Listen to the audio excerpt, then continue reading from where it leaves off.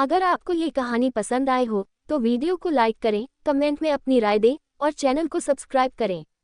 नई कहानियों के अपडेट पाने के लिए बेल आइकन दबाना न भूलें। छोटे मायके वाली बहू की 100 बीघे में ससुराल की रसोई। उत्तर प्रदेश के रामनगर गांव में चौधरी परिवार के इकलौते बेटे मोहन की शादी बड़े धूमधाम से हुई। मोहन की नई नवेली दुल्हन रीता एक छोटे से गांव से आई थी, जहां सिर्फ 4 घर, 2 गाय और एक हैंडपंप था।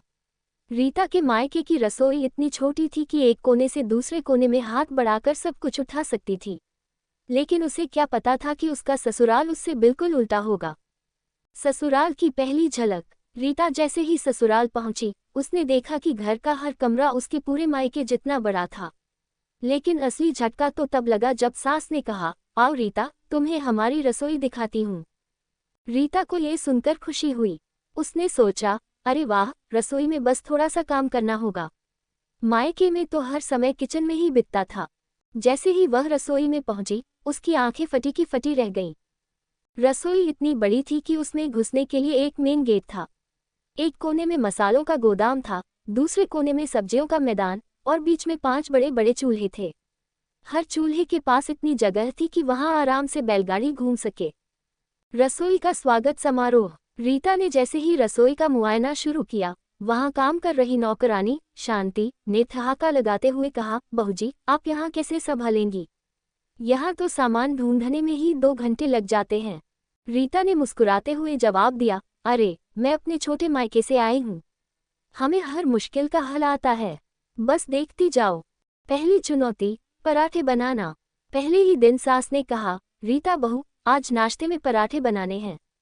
परिवार के 20 लोग आए हैं। रीता ने सोचा, 20 लोग, ठीक है, 40 पराठे बना लूंगी। लेकिन सास ने उसे झटका देते हुए कहा, अरे नहीं बहू, हमारे यहाँ 20 लोगों के लिए 200 पराठे बनते हैं।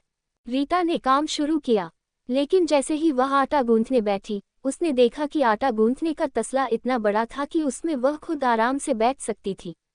आटा गूंथने के लिए उसने अपना पूरा जोर लगाया, लेकिन आटा हिलने का नाम ही नहीं ले रहा था। तब नौकरानी शांति ने सलाह दी, बहूजी, तसले में बैठकर गूंथो, नहीं तो आटा तैयार नहीं होगा। रीता ने झिझकते हुए तसले में पैर रखे और गूंथने लगी। सास और देवरानी ने ये देख ठहाके लगाए। गायब होता तवा। पराठे बनाने के लिए तवा निकालने की बारी आई। तवा इतना बड़ा था कि उसे उठाने के लिए 2 लोग चाहिए थे। जब रीता ने तवा उठाने की कोशिश की तो वह खुद उस पर लुढ़क गई।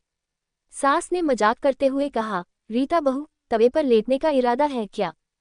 नई योजनाएं। धीरे धीरे रीता ने अपनी समझदारी से रसोई के कामों को आसान करना शुरू किया। उसने साइकिल खरीदी और उसका नाम रखा चूल्हा एक्सप्रेस। अब वह एक चूल्हे से दूसरे चूल्हे तक साइकिल से जाती। रीता ने मसालों को ढूंढने के लिए हर मसाले के पास घंटी लगाई। अब जब भी हल्दी चाहिए होती, वह घंटी बजाती और हल्दी अपने आप ट्रॉली में आ जाती। फनी घटनाएं। रसोई में गाय का घुसपैठ। एक दिन गांव की गाय गलती से रसोई में घुस गई। रसोई इतनी बड़ी थी कि गाय वहां आराम से चारों तरफ घूमने लगी। रीता ने सास से कहा, मां जी, गाय को बाहर निकालना है।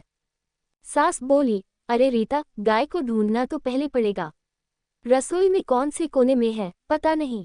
गाय को ढूंढने के लिए पूरे परिवार को लगाना पड़ा। मोहन ने मजाक किया, रसोई में गाय ढूंढने के लिए अब GPS लगवाना पड़ेगा। चमचे का भूत। एक रात रीता ने देखा कि रसोई में से खटक पटक की आवाज आ रही है। उसने डरते हुए रसोई में झांका तो देखा कि एक बड़ा चमचा खुद बर्तन में गिर रहा था। सास ने अगले दिन मजाक करते हुए कहा, ये रसोई इतनी बड़ी है कि यहाँ बर्तन खुद खेलने लगते हैं। अंत में रीता की जीत। धीरे धीरे रीता ने अपनी सूझबूझ से 100 बीघे की इस रसोई को मैनेज करना सीख लिया। उसने हर चूल्हे के पास अलग अलग वर्क स्टेशन बना दिए। अब रसोई में काम इतना आसान हो गया था कि सास ने खुशी खुशी कहा, बहू, अब मैं रसोई तुम्हारे भरोसे छोड़ सकती हूँ। रीता ने सबको ये सिखा दिया कि चाहे मायका छोटा हो, लेकिन समझदारी और मेहनत से बड़ी चुनौती को हल किया जा सकता है। दर्शकों के लिए संदेश। इस कहानी से हमें ये सीख मिलती है कि चाहे हालात कितने भी अजीब क्यों न हो, हंसी मजाक और चतुराई से हर समस्या का समाधान किया जा सकता है।